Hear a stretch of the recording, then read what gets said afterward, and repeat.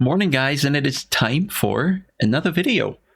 And today, I was one of the lucky few where Renato from Razer reached out and gave me a chance to get the 1.5.3 update ahead of time a bit to do a bit of testing, give feedback, but more importantly, present it to you. And we did the last video around 1.5 where they already made quite a few big changes. I think the most notable one was around how the carcass of the tire responded, and that was something deeper rooted in the tire model they use, and that all had repercussions of how everything else worked in the game, basically how aerodynamics worked, how suspension worked, so everything had to be remodeled. And their main issue was that with the variety of content that the game had, or still has, that they couldn't quite fine-tune everything because there's so many cars that needed touching, and this is essentially what the 1.5.3 patch now does, but there is more, and I can't remember it all, so we just have to look at the post here. So let's scroll through this a bit. There's a long text, and I really recommend to read this because they are really open there. They go quite a bit into detail, and they're like, it's not a PR post or something. They're also kind of honest to what they're doing, where they have issues and all that.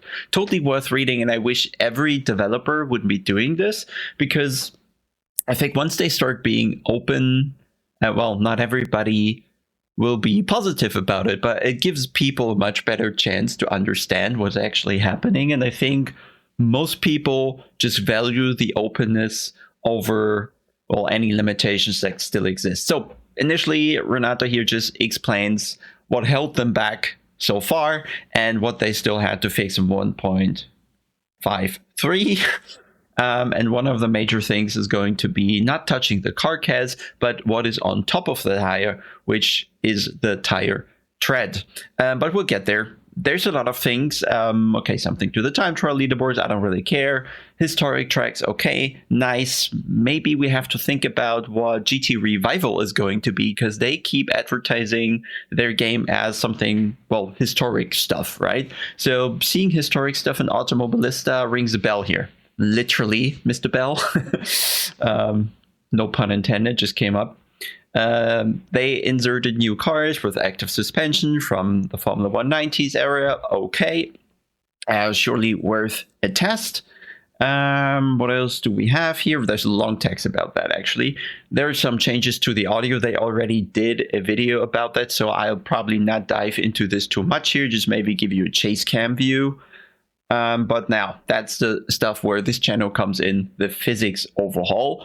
And there I really encourage you to take that read. And the main thing you can take out of these 4 paragraphs here is that tire tread is a very bad researched thing, so to say, or at least there's not enough agreed upon knowledge where you could just say, this is how tread works, so this is how we're doing it.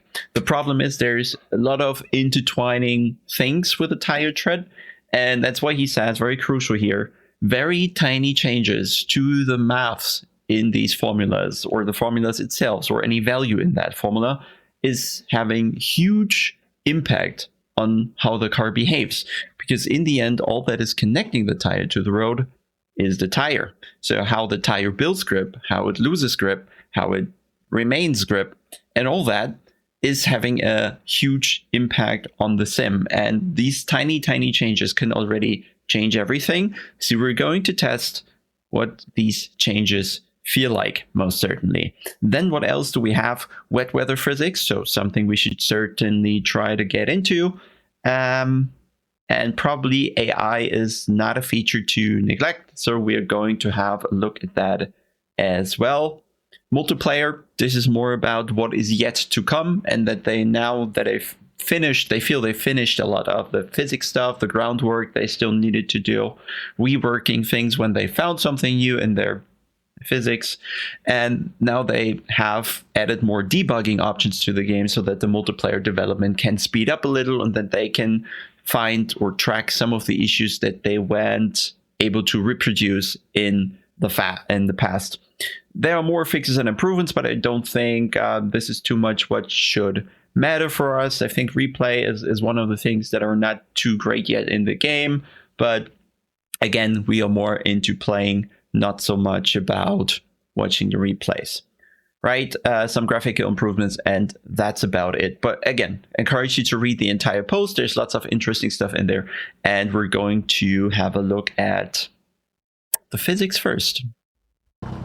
So the first thing we'll have to do is compare something with what we did the last time, which was the Nissan on the Nürburgring GP track, where my main criticism, so to say, was that the car was way too tolerant in terms of how much slip the car allowed and still produced fast times, how much you could slide the car around, how much oversteer you could constantly have without the car really penalizing that, right? The tire didn't die, the grip kind of never exceeded how much the car could take, so to say. You were always overdriving very aggressively. The tire was always kind of rotating faster than the car was traveling, and that led to a kind of driving style where you just kind of smash the car into a corner, floor the power, and control the slide at the exit, and that was giving you very, very fast lap times down to 150, I believe, on Nürburgring, which is insanely fast. So the test now is going to be if we can still do that, or if we are going to be penalized one way or another. So let's have a go. Let's ignore the speed limits here in the pits, just so we can get that done really quickly. We'll certainly have to warm the tire a bit for the first laps. Also the brakes, they don't really work as long as they're cold, which is very typical to overshoot turn 1 here. What I also notice is, well, actually, forget about that. You will see that I am immediately driving traction control off, and I think we should keep it that way for the first laps. I'll show you later why.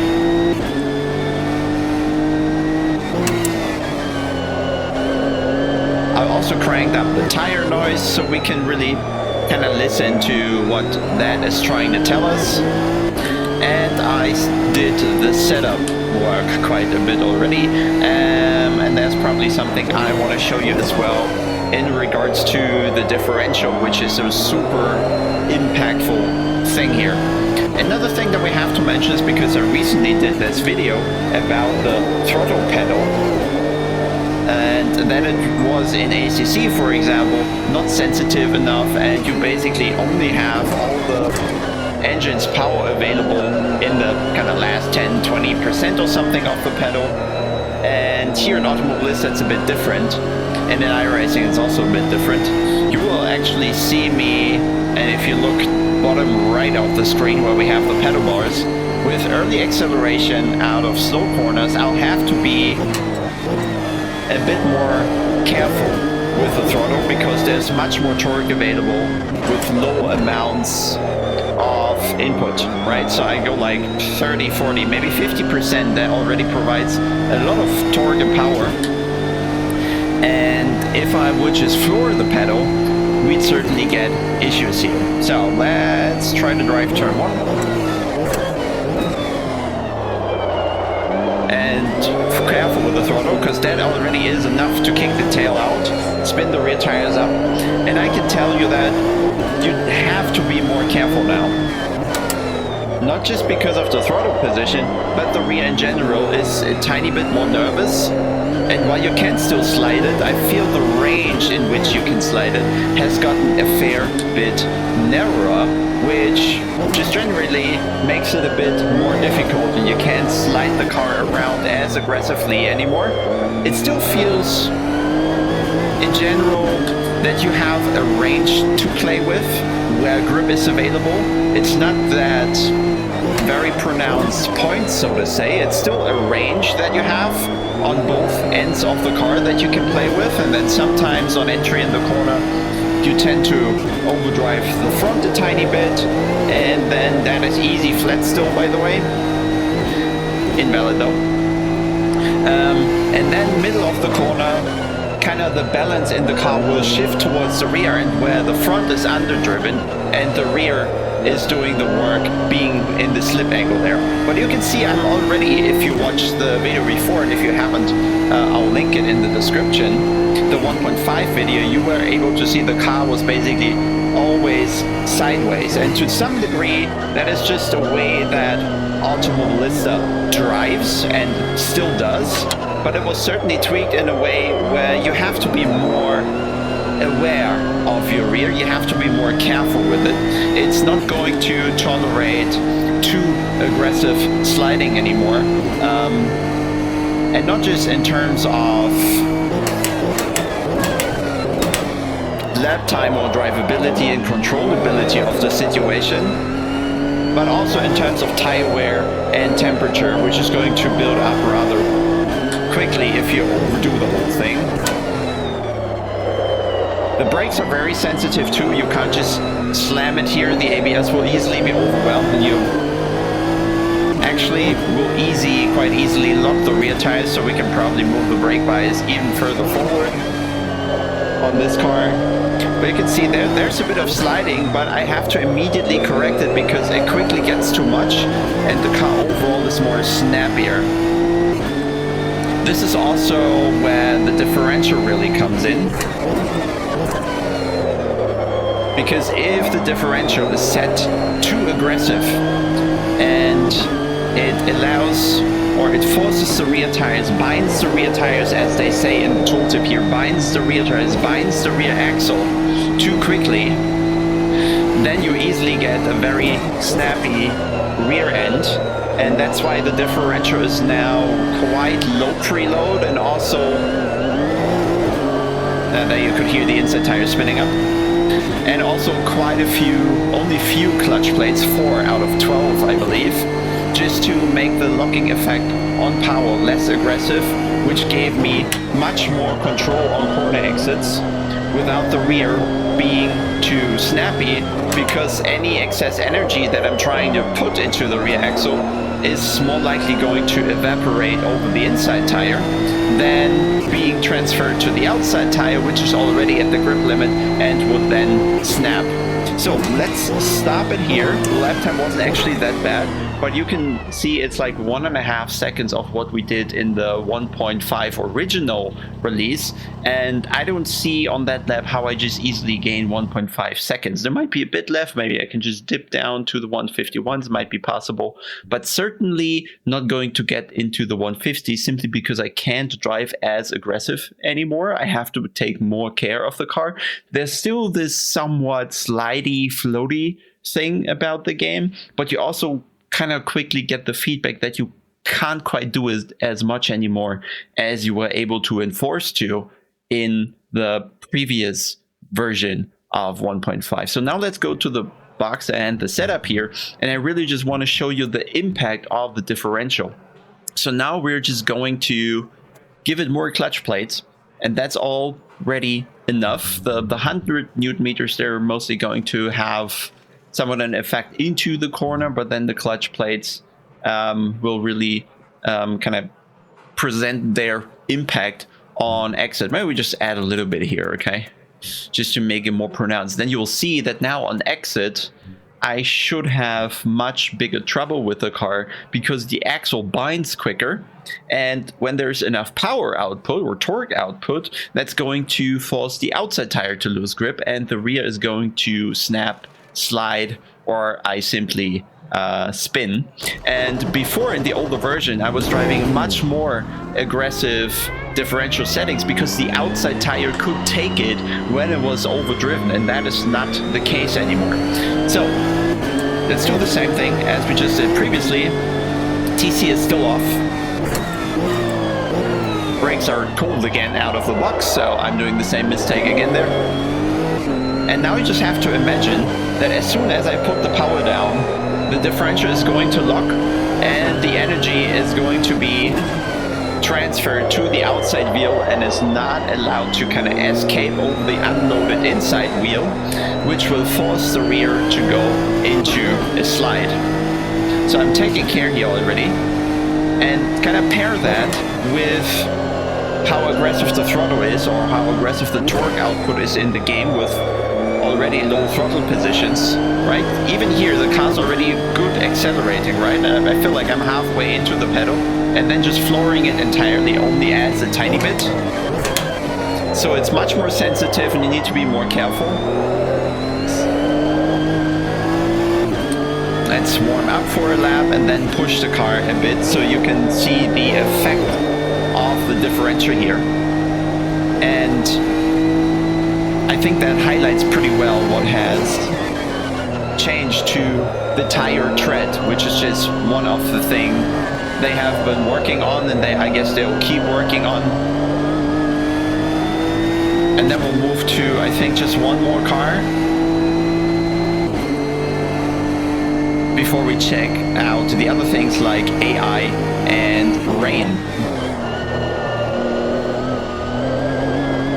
I now have much more kind of stability on turn in. I have to ask more of the front axle to get the car around, but you can see already the rear is much more nervous on axis and also mid-corner. Over the bump there, it didn't do the car well at all. So let's see what we can achieve.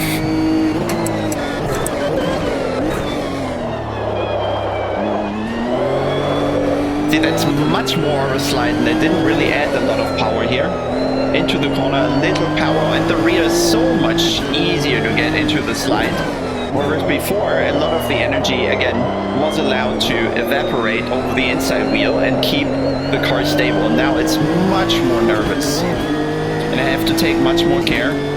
Delta is green because, yeah, we also don't evaporate so much power, and if we can handle it, the rear tire is going to put somewhat into the track of that. But it's certainly going to wear the rear tire quite a bit, which is pretty much exactly how the tooltip in the setup screen predicts it.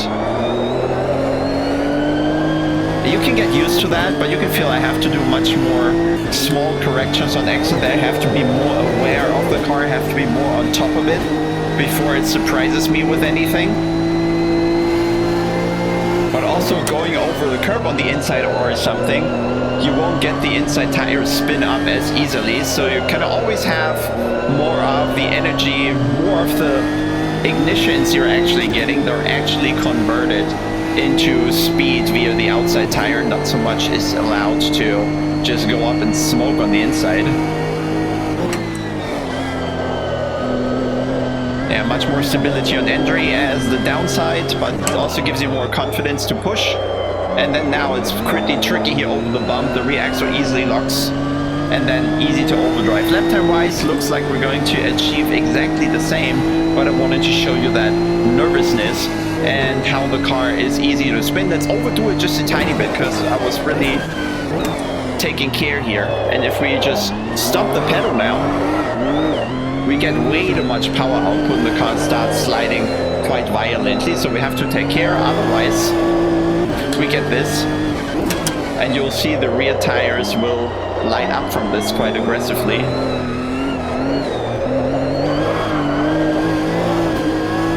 And of course that's no way of actually driving any fast. So I think there's a fair bit of improvement here in this area that was not visible yet in 1.5, and now that they've reworked the tire tread, I would say the car is getting closer to more or less having a certain grip point that is ideal, but I feel in this game there's still a zone of grip on both front and rear axle that you can play with, that you can tap into. But it has certainly gotten a lot smaller than it was in the previous original 1.5 release. Now we're going to do one more final thing I want to address, and that is turning the traction control on. And let's start maybe with traction control 10, and you'll see in the bottom right dash where the speed is and the gear and all, there's also that thing that turns orange once I start accelerating, which is the traction control. And you'll now see on traction control 10, even if I do just a little slalom, it's going to activate. And here, barely any throttle, barely accelerating, that is traction control 10 kind of always kicks in, and it's now completely impossible for me kind of to put the rear at an angle because it cuts power so aggressively. I can just do everything and it's going to save me. So that takes everything away. Tiny bit of throttle, traction control active all the time, right? So it is really no question to ask, savior. Let's turn it down to traction control 1, and we're going through a flat out corner, and you can still see it is activating. So I just want to try and do, I mean, I ruined the tire a bit. We'll try anyway. Just produce a lap with traction control 1. So we can see if there's the same issue kind of right now as ACC has it with the traction control generally engaging way too early before the tire produces its optimal grip. So one more attempt here, trying to do everything the same, which is not easy. Power down. I'm quite aggressive, it allows a bit.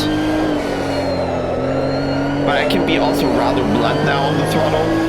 It's only allowing ever so tiny slides.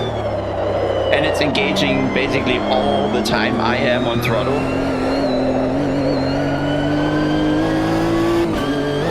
The delta goes green for now, but it could just also be me doing more laps. And I feel I can't really get the rear to oversteer much, right?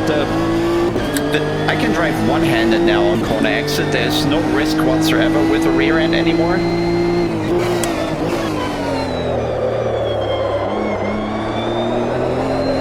Just power down, let it do its thing, and it's gonna save you. See him losing definitely a bit there on the exit because it's been cutting quite aggressively here. Same thing, I'm losing 2, 3, 4 kilometers on corner exit in a flat out corner because the traction control interferes. Same thing here, just cannot build the speed back up when I lost it. Okay, didn't clip that one. But still, I think you can see it. Maybe I just did corner 1 nicer, but over the course of the lap I keep losing more time with the traction control active.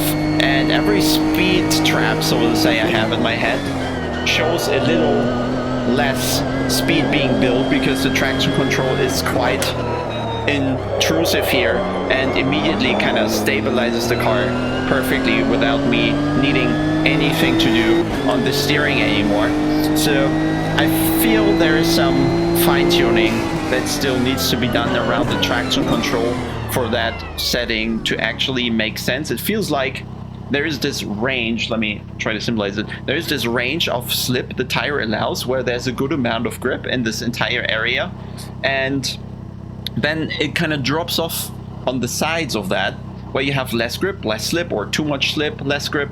And the TC, again, it kind of seems to engage already outside that zone or very early in the zone, and we're never really reaching the peak grip of the tire where the car accelerates best and is still controllable. So the TC here needs some addressing, but otherwise the tread thingy that they touched or whatever they did to it, or the fine-tuning they mentioned, it seems to have brought some improvements to how much the car in general tolerates. So this zone of where the grip is optimal in the slip that we had before is certainly narrowed down a bit, if that makes sense.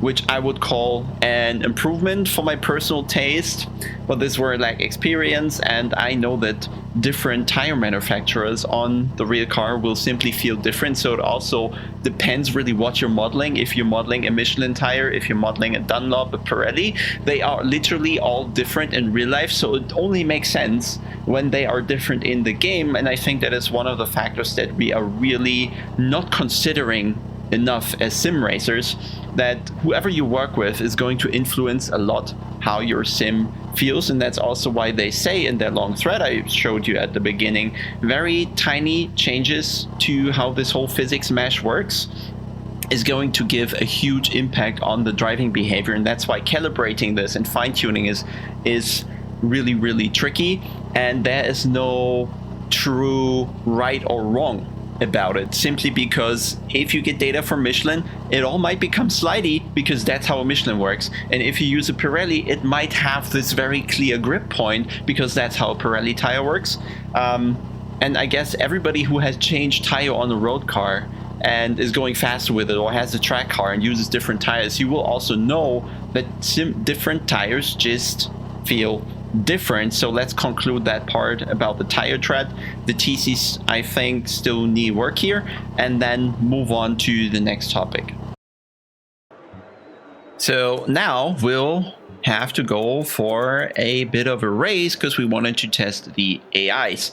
I did select initially in the menu max AIs, but that weirdly put it to 8 other cars on track. So I went back to the menu, set it to custom, and put 29 cars, which is now what we are getting. So somehow the max value seems to be differently put somewhere in a file or something. So just make sure if you want to drive AI, set it to custom and then the actual maximum amount. Don't set it to maximum. Maybe it's fixed by the time of release, but if you just set it to maximum, it somehow put less cars on the track than it can actually take. I'm gonna start from the back. The AI is set to 100% skill, so let's hope I have enough.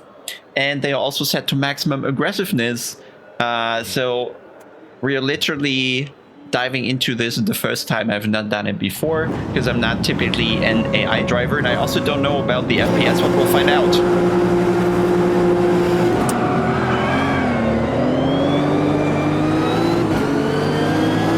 I have the TC off still, so I'll have to manage. Okay, they're all braking early here, so we're going to be 130% aggressive and go around the outside. Nope. I'm running everything on high or epic, so things look quite decent, but the FPS are still fairly good. Like, everything is fluid. I really can't complain at all. Nothing that would be noteworthy. So Madness engine doing, well, more than fine, really. So we gained already a couple places, but I get a feeling like in driving in traffic, I get a bit unsure. We get a little tap there from the McLaren. Hello, sir. I know you there. So yeah, that's maybe what 100% or 120% aggression does. Or sorry, aggression is max, not in percent. Oh yeah, I'm driving on the more aggressive differential right now because I didn't set it back from earlier, which is a bit of an issue because the car's much more nervous, but let me see if I can handle it. They are fighting ahead of here, but they are braking early. I'm not diving too aggressive here. I'm not Jacob Osterman, nor am I Lou Whitehead, and I'm most certainly not Tinko van de Velde. So we're going to take care a bit of the other guys here and then see how it goes.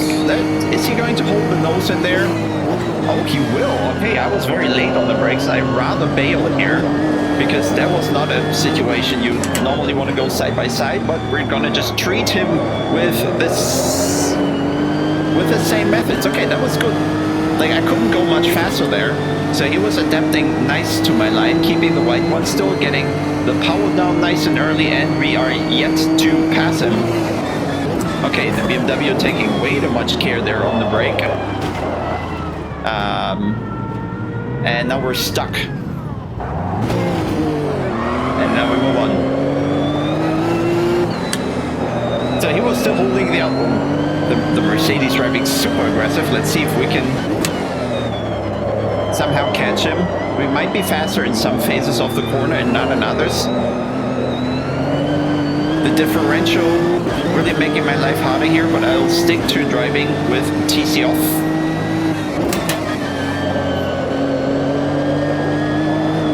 But yeah, that is putting the car to the limit quite a bit earlier. And it doesn't seem like we're catching up to the Merc here. Here is where their line is not so good. They drive a classical apex in the middle of the corner instead of the double apex approach that is certainly faster, so that's why we gain some time. Here on entering, they are not utilizing the curb, and I almost died there. Here they don't know where to brake. There's more track to use on the brake there as well. Here everything looks fine, a late apex for them, no apex for me. But yeah, we've done the lap and we haven't caught up yet with the Merc. Let's see if we can catch the field. If he just might be flying here.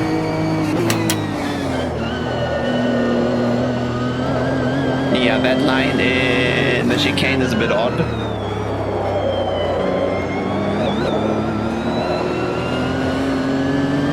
Damn it, I wish I had the better differential on board right now.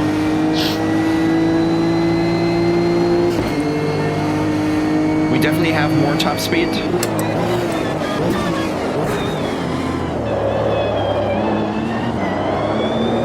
Okay, but he's very interesting fast lines through there that we can't quite do.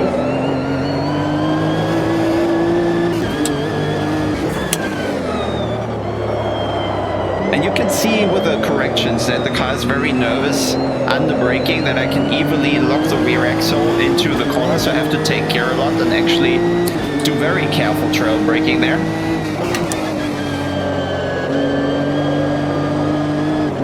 And only managing the throttle. There was only half throttle there between turn 5 and 6 really, because the car wouldn't take much more with the differential rather aggressive.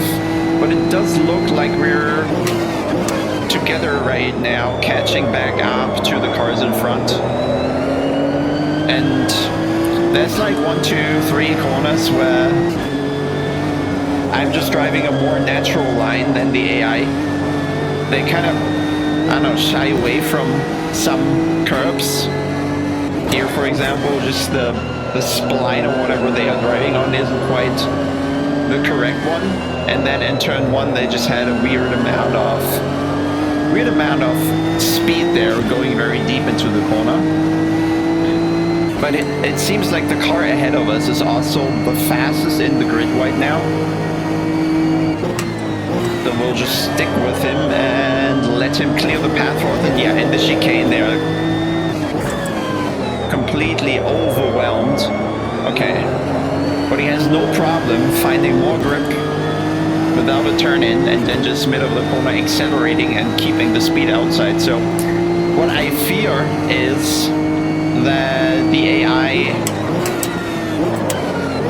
has like a, yeah, look at that, that's a very weird line he does there and how he finds the grip. So what I'm thinking is the AI has like programmed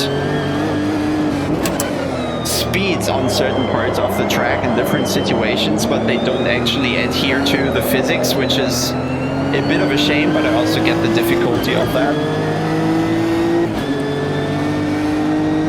But of course that would be the master discipline in doing AI cars, that they actually drive to the same rules as the player. But maybe that's also because we're driving on 120% right now, and that forces the AI to start doing weird things. Oops, a bit of a high gear. Okay, we are catching up, so let's watch them fight potentially. Here we just can do a lot more speed through that corner.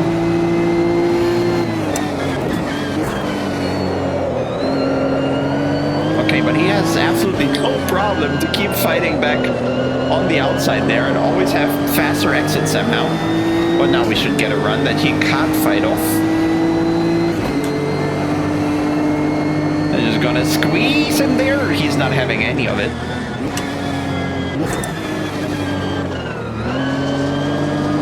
And we are still side by side? No.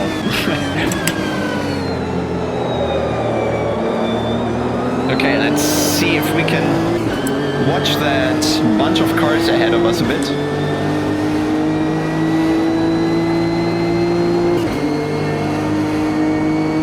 And there's certainly half of them driving on a defensive line.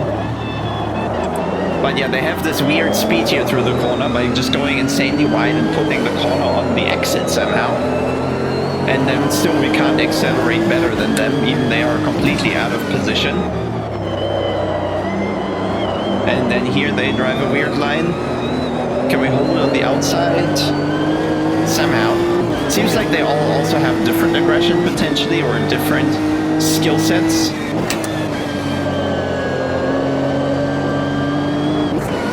Maybe there are also some things like they go faster when they're ahead of you and slower when they're behind you. But that acceleration there out of the corner was just otherworldly right now.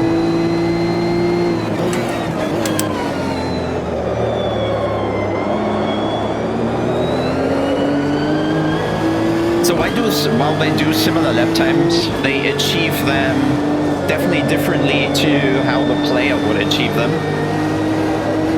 And some laps here are a bit edgy, like that one in the Schumacher S. Yeah, he has not so much additional speed on the outside compared to the Mercedes, but then suddenly slows down on corner exit. Again, most aggressive AI, fastest AI you can have.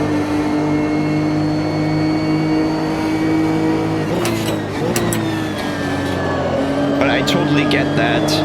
Of course, having an esports player drive against AI is not your normal scenario.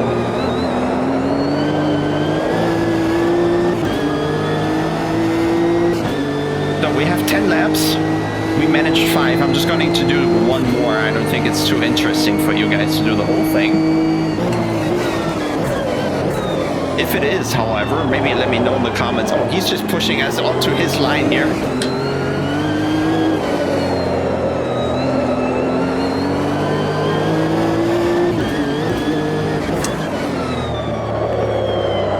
Yeah, and they never clip an apex in this one somehow. And cut the grass there aggressively, no issues. So it really feels like they have a kind of programmed way of how fast they are going to be in a certain corner or something. And then that just scales with the percentage you set up in the menu of how good they should be. But they're not, so to say, finding the correct line.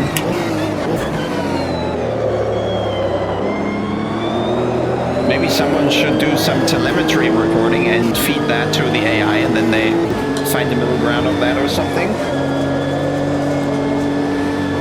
I'm yet to test how it is to drive against Gran Turismo's Sophie.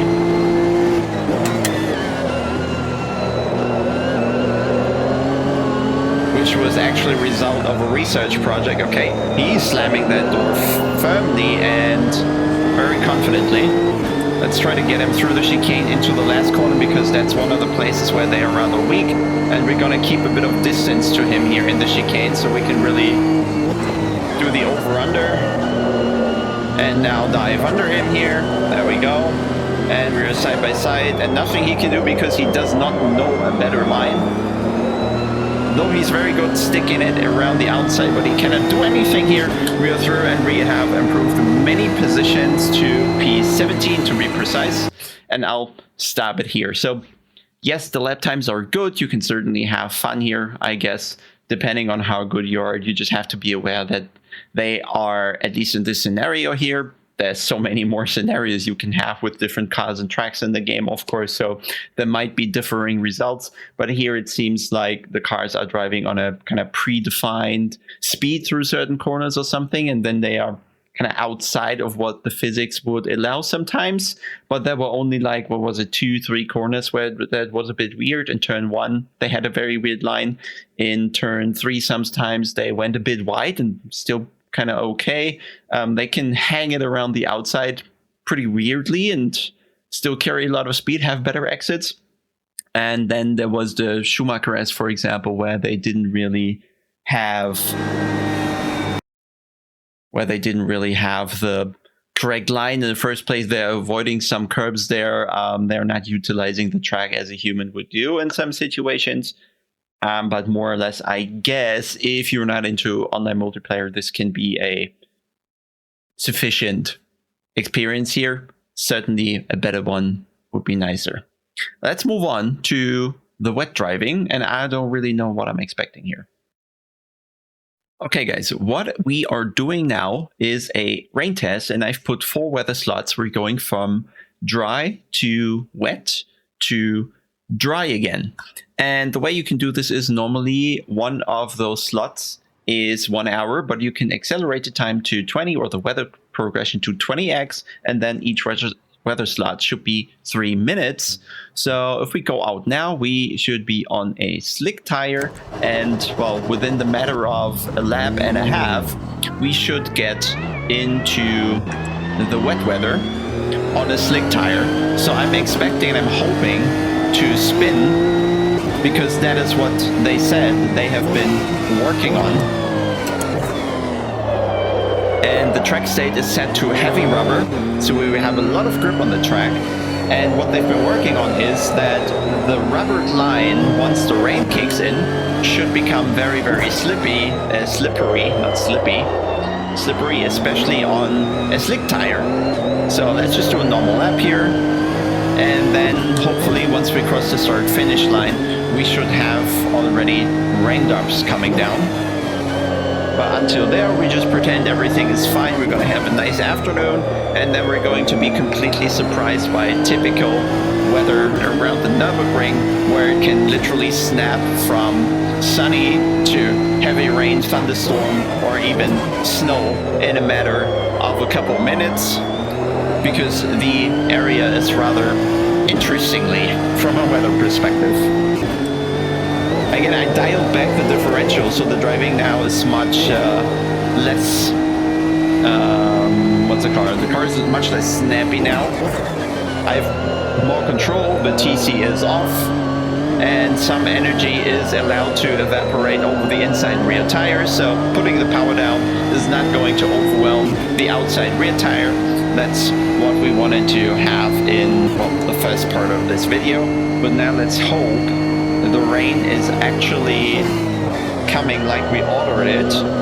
And I ordered for proper rain, not just light rain.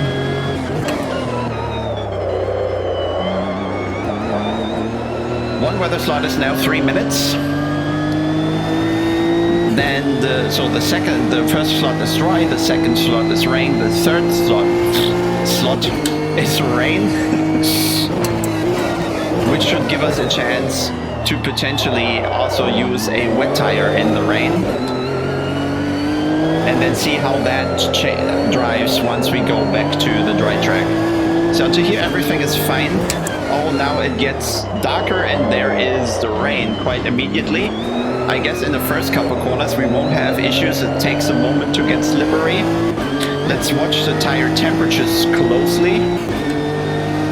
Put on the wiper. The wiper could be a bit bigger because I can't see the apex on the left side.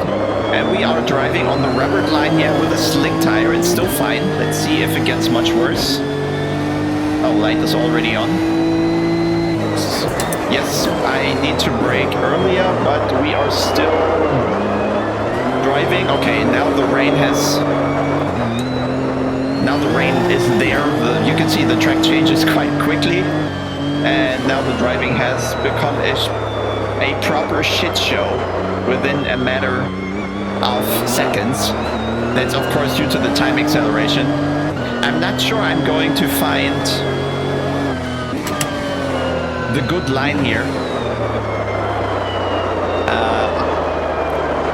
There's just no line at all anymore for the slick tire, okay? Like, I'm trying, I'm steering, but now 80 is too much for that corner. So that is Lando Norris in, what was it? I forgot the track, but this is like literally undrivable. So let's go quickly to the box, get a fresh set of tires, and see how that goes, okay?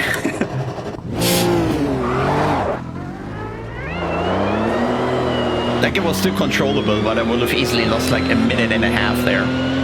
So let's see what the wet tire does.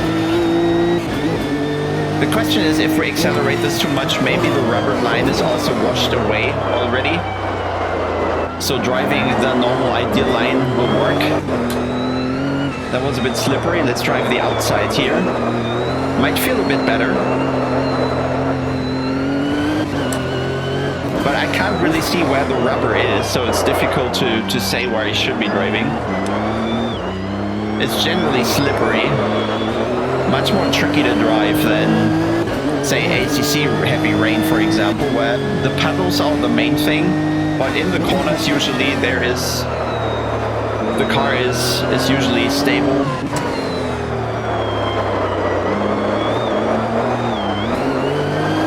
But those kind of slides you don't really get. Okay, I'm gonna try to brake a little earlier. And then we're gonna go the white line here and see if there's more grip. It's so hard to distinguish, really.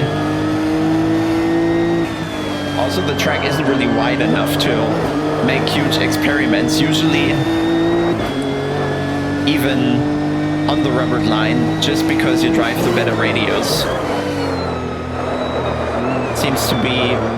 it drives me outside always, so let's drive a wide line here.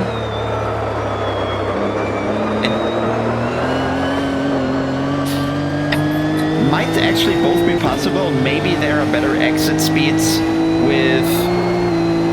that was a puddle. Could certainly hear that in the engine. I didn't feel anything in the force feedback though.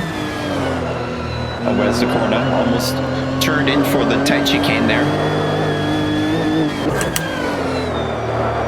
So here we're driving on the rubber puddle. You could see the puddle and it definitely set us... pushed us out of the corner immediately. Is there any other puddles we want to see? Oh yeah. Okay, that's actually nice. There's nice aquaplaning happening. Braking has to be even more careful, but we can slide around here a bit, right? The rain tire is taking it. We take this wide line here. Maybe we cut underneath now the rubber with a very straight car. But it's... oh, there's a big puddle, so that's not working. That's why this line certainly doesn't work. This puddle there is also not helping, so we drive around it. That is very interesting. Now the puddles are building once more time is passing, and that changes the line. It's not just the rubber in this case, where I'm a bit unsure if it's already gone potentially because of the time progression, but just avoiding the puddles. You know, you can easily control these slides, but I think you're better off when you keep them small. Taking the... oh, we can't take the tight line here because there's a puddle on the inside, so we drive around that. So that's certainly a different line we need to take in a couple corners where there's a puddle on the inside.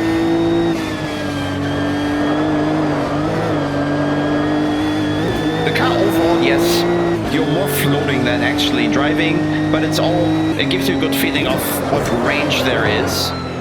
That you can use another puddle here on the inside, but we're just dipping the inside tire into it, so it's fine. Here, no puddle by the looks of it. Yeah, we are gaining time here, so on the previous lap we were taking the white line, so it seems maybe the rubber's already gone, or the effect is not big enough to actually force us on the outside. Easy, some understeer into the turn, makes it stable. And now we take a wide line here to go around that puddle. So let's see the delta. Easily 2-3 tenths gain just because we were driving around the puddle there. So that's a very interesting one. In ACC you have the puddles, but they're usually not as big and pronounced. They're more like very small. At least in the inside of the corners, and you just live with them. But here, yeah, that's huge puddles. Now the sun is coming back out, so let's see how the temperature of the rear tires develops. That's a lot of sliding. And now we take a wide line out here around the puddle again. That's really interesting, because you really have to, and it seems to be rather precise where the puddle is. It's where you see it. So you can be really, really close to the puddle there and risk something. So they are getting less and less. The delta gets faster each corner. The water seems to get less, so let's see where we are going to end up by the end of the lap. Temperatures on the rears are rising. They were below 60 degrees just at the start of the lap. That puddle here is still there. Let's see if it's shrinking when we come around next time. I wonder if we can see the ideal line again a bit. Quite hard to see. The reflections but make the track look very slippery at least.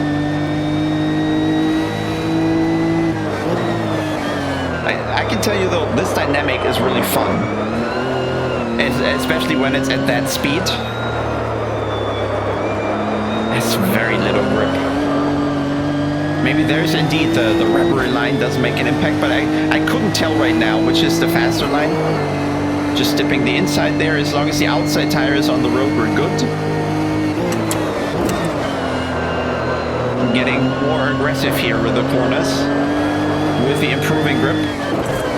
That puddle is likely still there, so drive a white line around it. Okay, I'll have to try something in turn 1, just go really wide. I might feel something there with the rubber.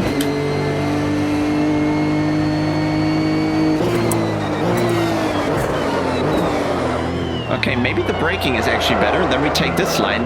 Does it sound more grippy to you? So we're waiting for the rubber to go to the inside and we drive it around the outside here. But I don't think we're faster. Puddle's still there. Let's go through. Nope. It pushes us out again. Go through this one. Nope. Heavy understeer immediately.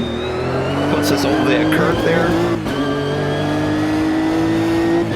So let's see how fast it dries. We don't need the wiper right now. I know someone by now has developed severe PTSD from his mother not turning off the wiper in the past when she was driving you to soccer or something.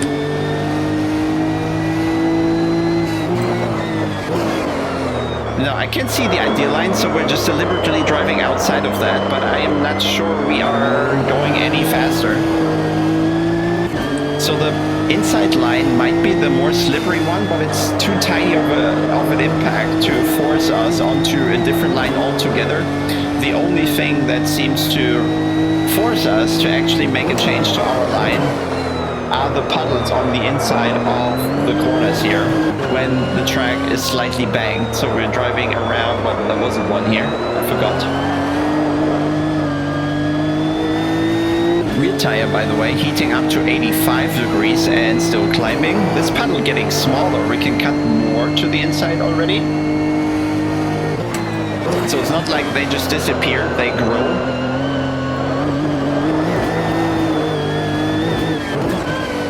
See how big this one still is?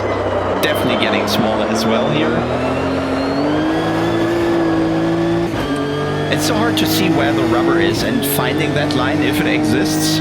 So far, I don't know. I'll brake on the very inside here, so far away from the rubber. That certainly helps me stop the car faster. Like, we can tell on the brake there's that effect. And also maybe here when we turn into the corner there's more grip, but then we go through the rubber line and things actually got very bad.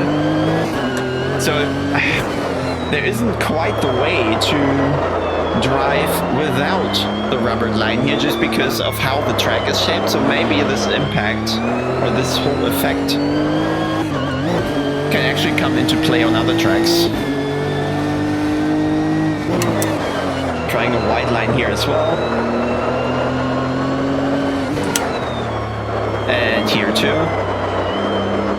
But it doesn't seem to gain us any time, so right now I'd say live with what feels like less grip on the rubber line. But the shorter line is still the quicker one. Why is the rain coming back now? Okay, it feels like I've made a cycle.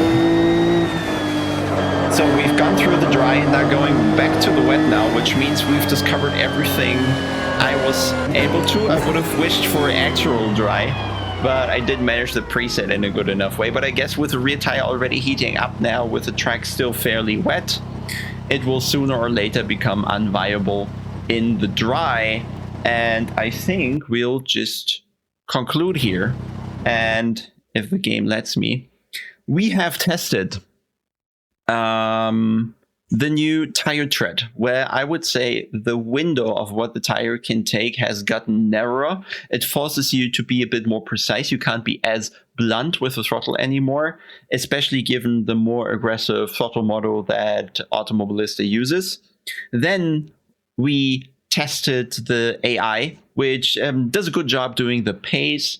That is roughly where I am with my speed. And in a couple of corners, they are also fine. But in some corners, they do wildly different lines and have very weird speeds in places, like the exit of turn 1 here on the Nürburgring. They were just way too fast for the position they were being in. And then we had other issues where they took a very single apex line in the Dunlop corner bottom of the hill, the 180-degree turn banked, where we had the big puddle in the middle.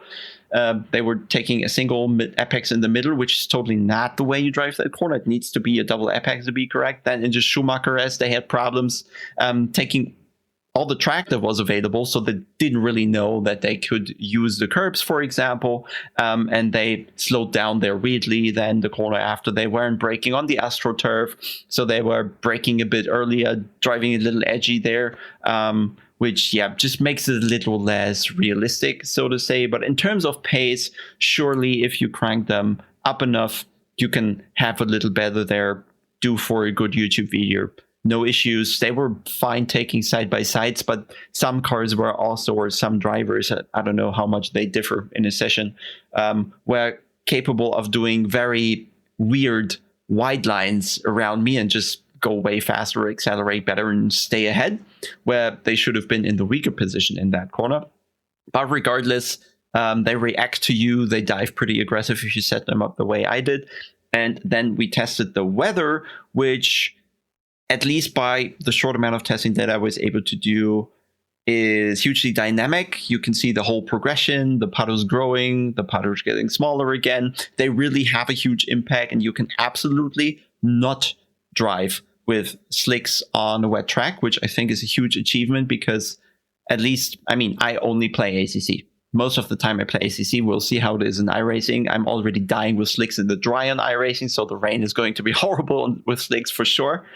But ACC, I feel, is a bit too lenient there, what you can do with the slicks in the dry or in the wet, at least until a certain amount seems too tolerant there. This is hugely different here. Like, you cannot drive at all anymore. You have no grip, period. So you need to be on the wet tire in time in order to not lose minutes on the track, because the car is completely unable to steer, brake, accelerate. That was really nice. Then there was a question about the driving line changing due to the rubber being under the wet surface and that giving you very, very little grip. We couldn't quite see that because maybe the track is too narrow, maybe the corners swing too much. I didn't really have a corner where I had enough space to actually be outside of the rubbered line, and also I didn't really have a chance to be outside of the rubbered line for long enough to maybe make it count. So this one remains an open question there. But certainly the puddles on the track, especially here in all these bank corners, they were definitely forcing me to take different lines. We're taking risk with just dipping the inside tires into that puddle, for example. So that was a nice change of things, really, because I needed to adapt on the fly. Didn't know where the puddle was building. So if you're driving the first time in the RAN, there's a bit of learning you actually have to do, which corners have the puddles. So that is really nice. You are actually forced to learn the track twice, kind of. You learn the dry track and then you learn the track with all the puddles. So we can now say, hey, there's the turn 3 and turn 4 puddle. So you're driving a way different line because of that. And that certainly changes things quite a lot. I think that will be really interesting to check this online. So maybe once the update is out, we'll do an actual stream with a community, and then everybody has to figure out on a new track that I'm not going to announce where the puddles actually build. And then we might have some fun here. So for now, I say thank you all for watching. I hope I made this as a balanced review as the last time, because people really appreciated that. And also thanks to Renato here for just out of nowhere sending me the beta version to have a test. So I hope I made the best of that. I hope you liked the video. Subscribe, like, and then we'll see you soon for the next stream or video. And maybe you've seen it is Black Friday on November the 24th, which means on popometer.io you will now find 10% off on our subscription. So if you are not using the tool yet, I think it's time. With the subscription, you'll get access to sharing your laps with teammates or whoever else you want to have in your team. Then you can access cheaper data pack purchases, bundles, so one car, all tracks for a much lower price than we previously had. You have further telemetry channels that allow for deeper analysis of your driving. And you will also get access to our latest feature that shows you apex placement and slowest point placement, which I think is a hugely relevant thing to analyze your driving in an easy way. You don't really have to watch all the inputs. You just have to check these points. And that makes it really easy to reproduce something rather tangible in a corner, and that should make it much more easy for you to improve your driving. So if you haven't got the Popometer subscription yet, maybe now's the time. And now finally, bye, see you soon.